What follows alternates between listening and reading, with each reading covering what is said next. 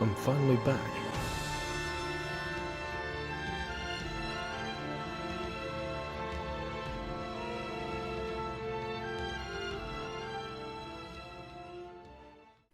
So, some of you may be wondering, Will, where'd you go for 2 weeks? Well, 2 weeks ago I recorded essentially a very similar video to this, so we'll be covering some slightly different bits. And I recorded it in portrait. So I had to scrap that because it looked horrible when I tried to turn it to landscape. So we got rid of that, scrap that. We thought, you know what? We tried this week, let's get rid of it. The other week, however, no. Just didn't really feel inspired to make a video that week. But that's okay, because I went back, I watched episode 1, everything was A-okay. Now, the second question, understandably, of course, would be, Will, why are you wearing that? The answer is, honestly, not too sure. Quarantine's done a number on my hair, so we're wearing increasingly silly hats throughout the series, I guess, till I can get it cut or looking fairly decent, which should be soon, hopefully. But for now, you got good old Spartan or Roman. I failed history. There we go, we've opened it up a bit more, so you might be able to hear me a bit better. Oh, nope. Slowly closing. So what's today's video about? Today's video is about one simple thing, and that is titles. It's going to be a shorter video because it's a fairly small topic to cover, but it is nonetheless one of the most important topics to cover, because what is a story without a title? And they say not to judge a book by its cover, but a title will get you hooked, and no one can deny that. So you've got a couple of options when it comes to a title. You can have a simple, one-worded, basic... This isn't working, let's just take this off.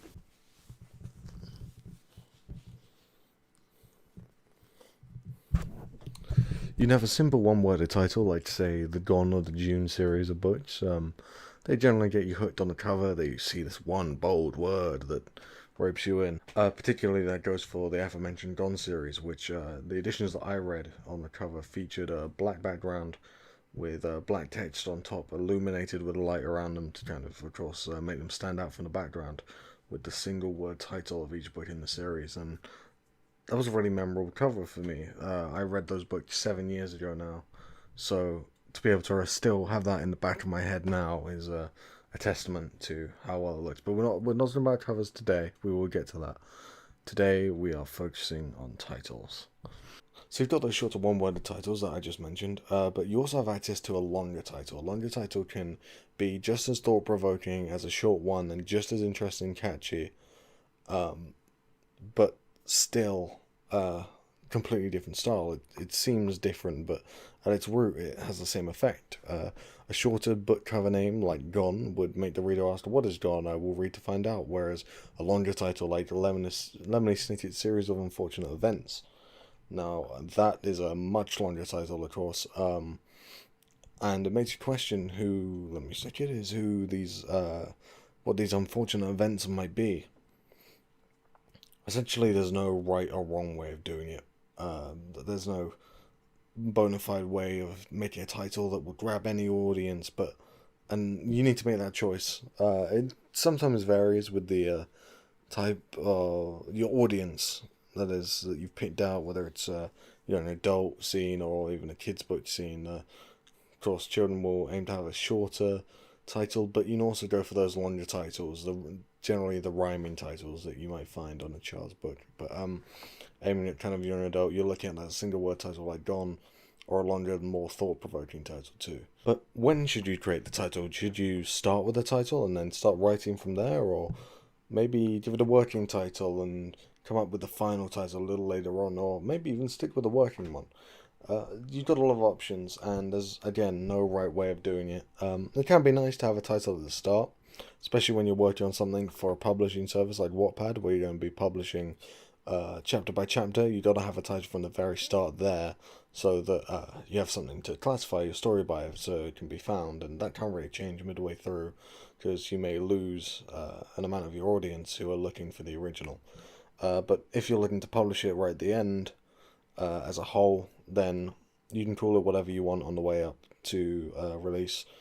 You can stick with something as simple as WIP, Work in Progress, or Book 1, something as simple as that until you need it. And the time that you need it is the time of publishing, which, as I said, for something like Wattpad is at the beginning. For a whole book that you're looking to get published properly, that's at the ending. If you're intending to write a second story, a sequel, or even a prequel, it might be worth looking at potential ways you can use the title to create a new title for the next book that's related but not the same. Generally, the shorter titles do this well. They'll have a single word title consistency, but that title might be a different word every time, representing what happens in that particular story. Of course, when you have the longer names, like, say, Lord of the Rings, you'll have an individual title for each book, detailing what goes on within, but it'll be a longer title, a more explanatory title: The Fellowship of the Ring, The Two Towers, Return of the King. So how can you create a title? How can you come up with something original that's never been done before? Well, I'll walk you through the process I went through when coming up for the titles of the current Wattpad series I'm working on. Link will be below, as well as the short stories that I'll possibly publish at some point. That we'll get to that. So this is my Wattpad project. The name's Amber and Steel for the story. And the way I came up with this title is I wanted something that's relevant to the content of the story. I was looking for something to the middle range of short and long, but I found that putting that and in the middle and then having a word either side kept it still fairly short, as essentially the and is a null section of the title, leaving it to two important words, two words to get the message across. And how did I pick these two words, amber and steel? Amber was a crucial element in the story. Amber is the gem that represents the essentially almighty being that will is due to return throughout the story. And steel, on the other hand, is to represent the conflict that goes on throughout. There is a lot of combat, sword on sword, of course, made out of steel. So Amber and Steel was born as such. Hit a bit of a writer's block around a month ago and been struggling to get over that. We've got 5 new chapters though, ready to go up. Just hit chapter 50 with those included, and not including prologues and extra chapters in here. But yeah, I'd advertise this, of course, as I wrote it, and I'll stick it in the description. But yeah, Amber and Steel. Amber signifies an important, crucial point in the story, signifying the almighty being that they will eventually come to meet.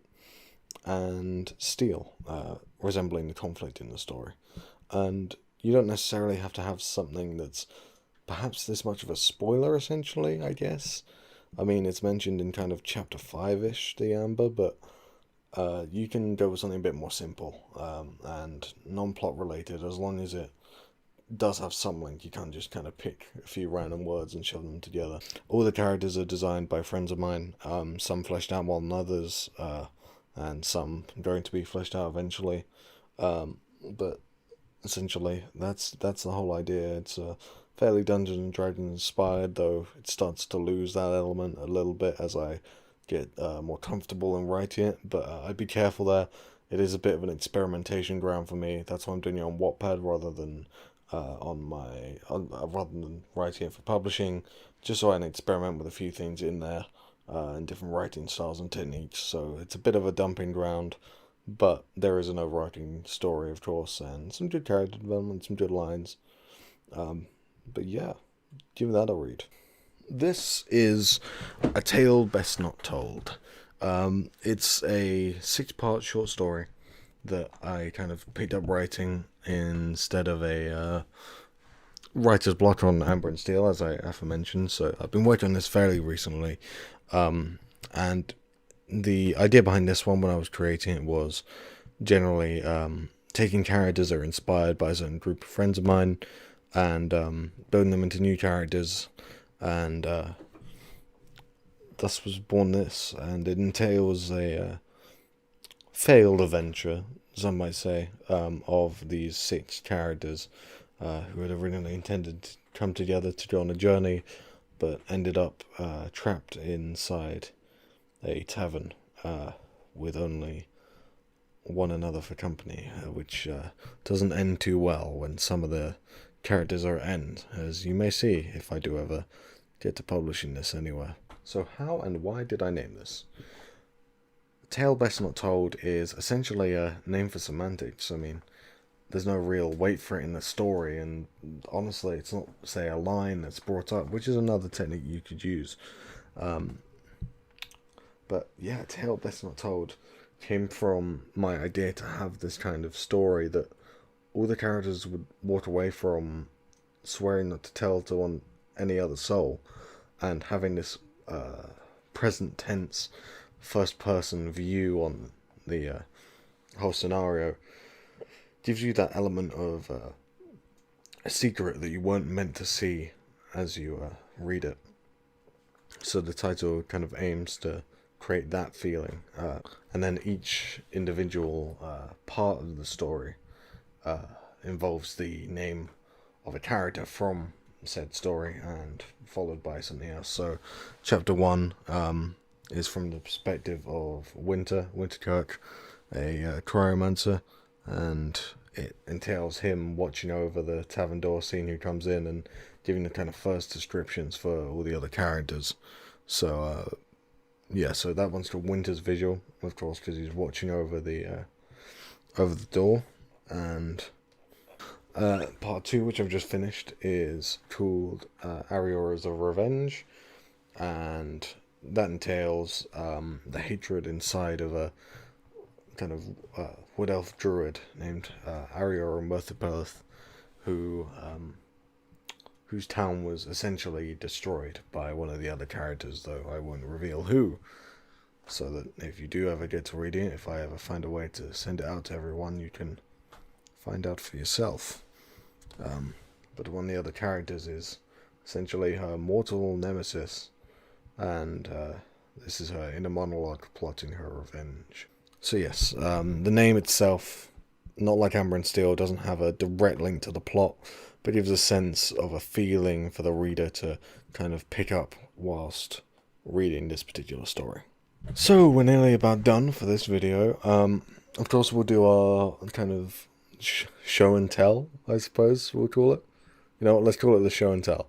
At the end here, where we give a little example of what you could do for a title live, where I come up with dumb ideas and hopefully demonstrate that what I'm saying is not utter, complete bullshit. So back on the world building video, I showed a map which I went through in quite some detail of a certain continent known as Ederia, and that is the setting, as I said back then, for the sequel to Amber and Steel. It's kind of a semi-sequel. It should be independently readable, but you might get a bit more lore if you read Amber and Steel beforehand. And I don't have a title for that, and I'm not saying what I come up here with today will necessarily be the final title, just a working title, or it could make it to the final cut, but in terms of coming up with a title, if it's going to be a kind of Amber and Steel sequel, it might be worth sticking with that X and Y format. So perhaps something a bit different, a different gemstone maybe at the start, maybe along the lines of Amethyst or Emerald. I think go with Amethyst. It was the first one that kind of came to my mind. Supposedly it's my birthstone. I don't really believe in that kind of thing, but yeah, that's the first one that comes to mind. So we'll go with Amethyst, and instead of Steel, this one will be a bit more about adventuring around the continent rather than all the combat and conflict in Amber and Steel. So it's a kind of island continent, so there could be seas. Could be called Amethyst and Tide, or the Amethyst Tide. Perhaps, yeah. So let's go with the Amethyst Tide. Of course, if that's plagiarized from anywhere that I don't know about, entirely sorry, complete coincidence.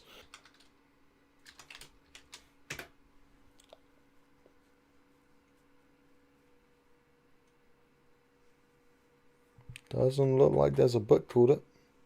Just a certain design for a t-shirt. So it looks like we're in the clear for Amethyst Tide. So that wraps up this video. I suppose I should do some kind of signing off. Let me do it with the helmet on, just for the end of the video. Won't even take the hat off. That hasn't quite worked, has it? Well, it's good to be back, and anyone want to join me on the show, feel free to drop me a message in Instagram, comment on this video. You can hit me up on Instagram at will_j_rain. I'm not going to give out any of my other social media, but generally, I'm pretty active there, so you can find me there, or you can, of course, as I said, drop a comment here. I think YouTube has some kind of messaging system, though it's pretty bad. I'm not sure if that still exists, because that used to be kind of Google Plus supported. Google Plus. But yeah, if you want to come on the show, please drop me a message. Any collaborations with any other podcasts, if you got some, I'd be happy to get involved with. And any ideas for episodes, anything you want covered, of course, I can do to the best of my ability, which in some areas is admittedly lacking. But yeah, hopefully I'll have a guest for next episode. I've said that like the last 3 episodes, so we'll see how it goes. I've got a couple of guests lined up for certain topics, just some of them I don't want to address just yet. I kind of want to keep stuff like endings and stuff towards the end of the series. But besides that, it's been great to be back, and I will see you all next week.